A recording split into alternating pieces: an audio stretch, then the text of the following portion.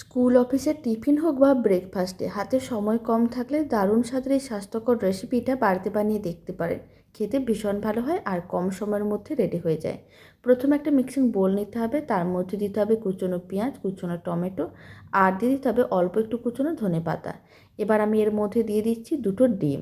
ডিমের পরিমাণটা কম বা বেশি করতে পারেন। একটা বড় সাইজের সেদ্ধ আলু নিতে হবে, গ্রেটারের সাহায্যে গ্রেট করে দিয়ে দিতে হবে।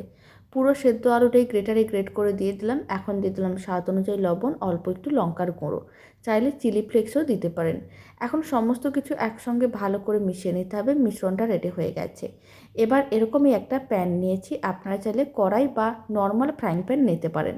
তার মধ্যে অল্প করে তেল দিতে হবে, তেলটা ভালো করে ব্রাশ করে কিছুটা করে মিশ্রণ এইভাবে দিয়ে দিতে হবে। ঢাকনা বন্ধ করে 2 মিনিট মিডিয়াম ফ্লেমে রেখে দিতে হবে। 2 মিনিট পরে ঢাকনাটা খুলে নিতে হবে, তারপর একটু উল্টে পাল্টে নিতে হবে আর উল্টো দিকটা একইভাবে হালকা লাল করে ভেজে নিতে হবে। তাহলেই রেডি হয়ে যাবে দারুণ স্বাদের এই স্বাস্থ্যকর রেসিপি, যা বানানোর জন্য খুব বেশি সময় বা তেলের প্রয়োজন পড়বে না, খেতেও ভীষণ ভালো হয়। ছোট থেকে বড় যে কেউ খুবই পছন্দ করবে। আপনারাও বাড়িতে বানিয়ে দেখতে পারেন, আশা করি ভালো লাগবে।